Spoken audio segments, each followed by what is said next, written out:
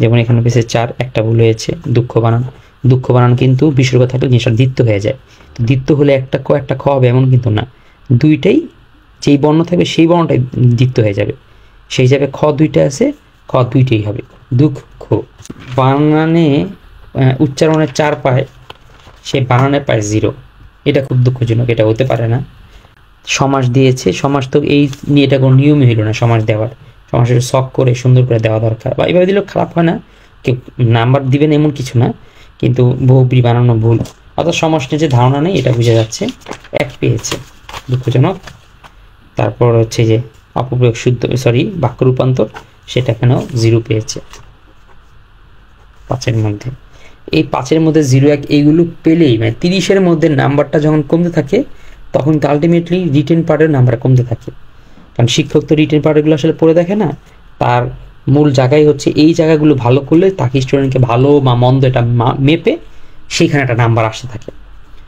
এটা করেছে অপপ্রয়োগ শুদ্ধ প্রয়োগ, সেই অপপ্রয়োগ শুদ্ধ প্রয়োগ করেছে, ঠিক আছে, 5-এ 3 পেয়েছে, অনেকগুলি শুদ্ধ করেছে। কিন্তু এই পুরোটা পড়তে হয়, এই পুরোটা না পড়ে যেখানে যেখানে অপপ্রয়োগ শুদ্ধ প্রয়োগ করেছে তার নিচে দাগ দিয়ে দিলেই, আপাতমস্তক পর্যন্ত, বৃষ্টি চলাকালীন সময়, এই জিনিসগুলো দাগ দিয়ে দিলেই কিন্তু, যেমন নিঃসন্দেহ ঠিক করেছে ছিল নিঃসন্দিহান, এখান থেকে নিঃসন্দেহ।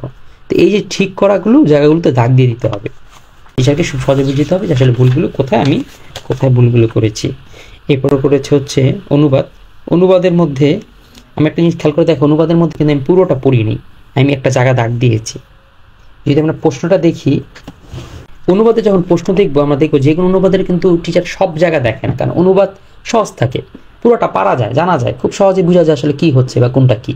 কিন্তু সমস্যা হয় পুরো অনুবাদের মধ্যে একটা দুইটা জায়গা থাকে যেই জায়গার মিনিংটা আসলে তুলে ধরা যায় না। এখানে শব্দটা ছিল ডিস্টার্ব, তো ডিস্টার্বের অর্থ সবাই করেছে বিরক্ত, আসলে পরিবেশকে আমাদের বিরক্ত করে, ঠিক না? তো এই সম্পর্কগুলো তো বিরক্ত করে না, তো সেইখানে কে কি বিরক্ত রে, ডিস্টার্বের অর্থটা কে কি তুলতেছে, কেউ তুলছে ব্যাঘাত ঘটে, কেউ তুলছে বিঘ্ন ঘটায়, কে করে নষ্ট করে, কিন্তু কেউ করছে বিরক্ত করে। তো এই যারা বিরক্ত যারা করে লিখেছে তাদেরটা নাম্বারটা কেটে কেটে দিয়েছি। তাহলে পুরো অনুবাদের মধ্যে আমাদের মনে রাখতে হবে নির্দিষ্ট কিছু জায়গা রয়েছে যেই জায়গাগুলোতেই মূলত আমাদের পড়তে হয় বা মনোযোগ দিয়ে শিখতে হয়। আমাদের যে বইটা রয়েছে সেই বইয়ের মধ্যে কিন্তু আমরা অনুবাদের মধ্যে দাগ দিয়ে দিয়েছি যে কোন জায়গায় মূলত পুরো অনুবাদের মধ্যে কোন কোন জায়গাতে আসলে আমার আলোকপাতটা বা ফোকাসটা ফেলতে হবে।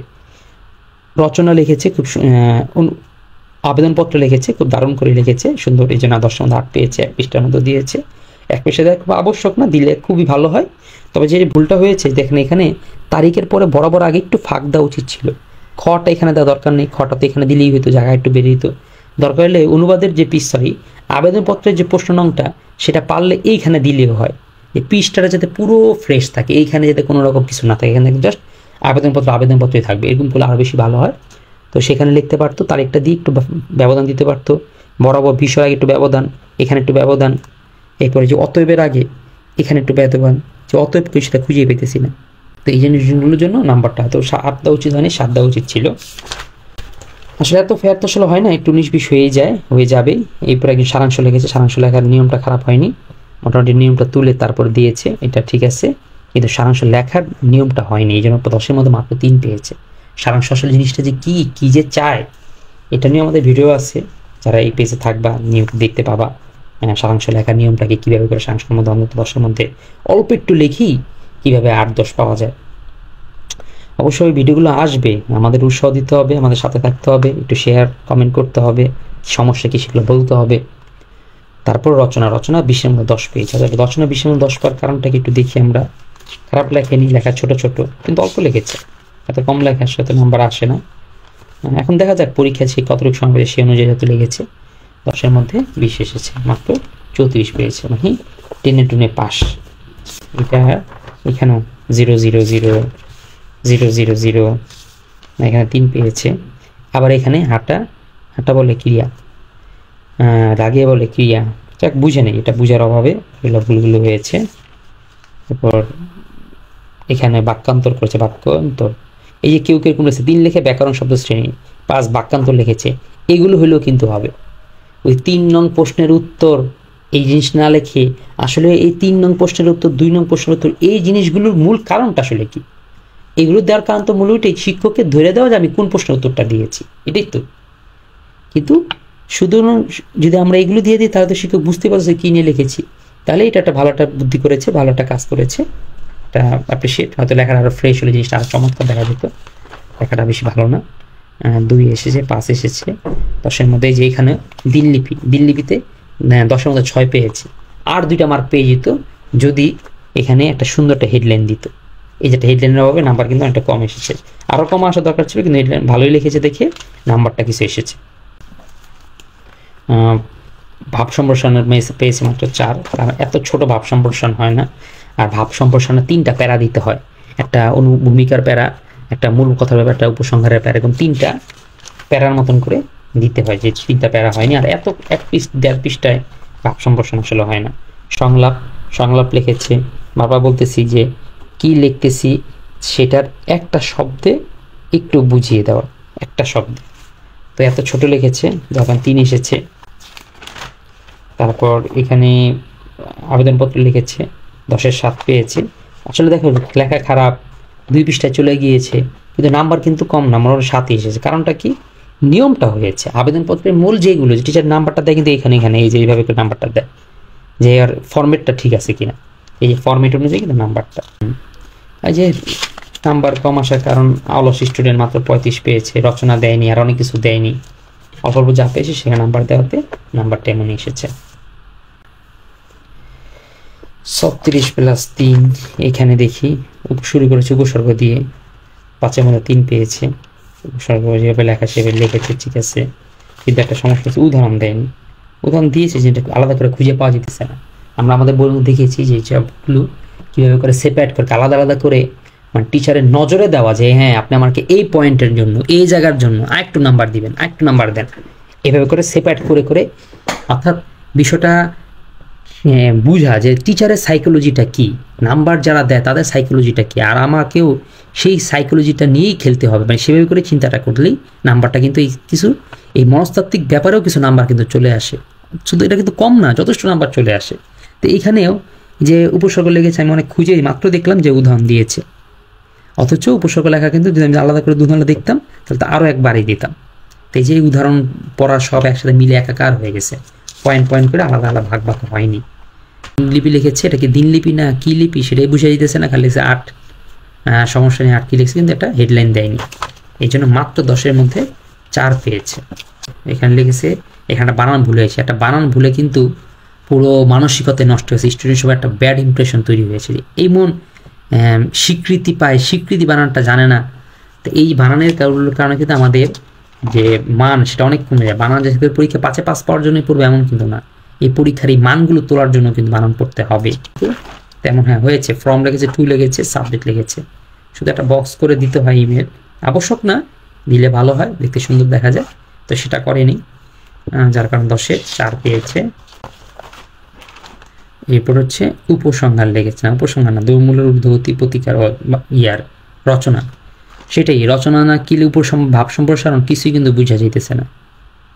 তো সুতরাং এমন একটা কিছু এখানে কয়ের পাশে লিখতে পারতো, কিন্তু এখানে লিখতে পারতো, সুন্দর বোঝা যেত। হ্যাঁ 10 পেয়েছে। একটা ভুল লাস্টের দিকে এসে, হয়তো রচনার পরে এসে আবার লাস্টে হয়তো উচ্চারণ বা কিছু লেখার চেষ্টা করেছে, এটাতে না অনেক সময় নাম্বার পড়ে যায়। যেমন এই যেখানে আমি এক্সট্রা করে 3 দিয়েছি, এটা আমি পরে খাতা দেখার কারণে, যদি খাতা না দেখতাম তাহলে কিন্তু আমি আপনার রচনা সবাই শেষে দেয়, এটা কিন্তু রচনা শেষে দিয়েছি, পরে বোধ আর কিছু নেই। তাহলে এখন একটা টিচারের মনে হতেই পারে, বা টিচারের মনে হলো না, টিচার এটাতে অন্যায়ই করলো, যে সে ভালো করে খাতাটা দেখলই না, কিন্তু তার অন্যায়ের কারণে আমার যখন নাম্বার কম আসবে তা আমার কী লাভ হবে?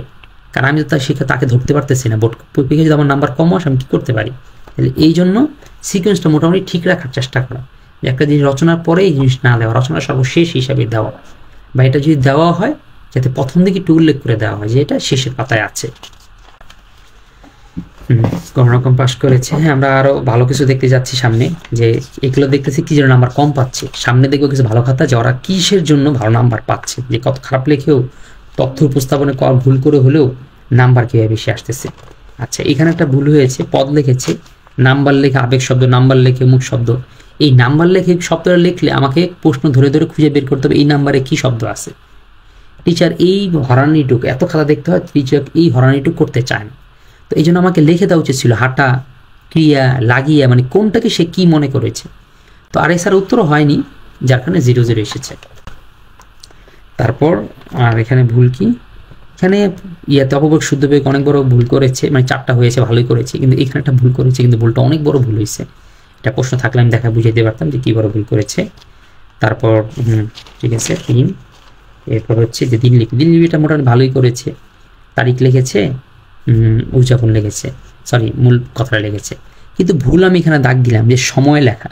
আচ্ছা 10 ঘটিকা, 10টা বাজে, রাত 10টা, এইগুলো লিখলে সেটা যে সময়, এটাকে আলাদা বুঝতে খুব কঠিন। এখানে যে সময় লেখা, তাহলে তো এখানে তারিখ লেখা দরকার, তাই না? তো এই জিনিসগুলো লেখা যাবে না, তারিখ লিখেছে, সময় লিখেছে, হয়েছে। আর তারিখটা এই স্টাইলে না লেখাটাই ভালো।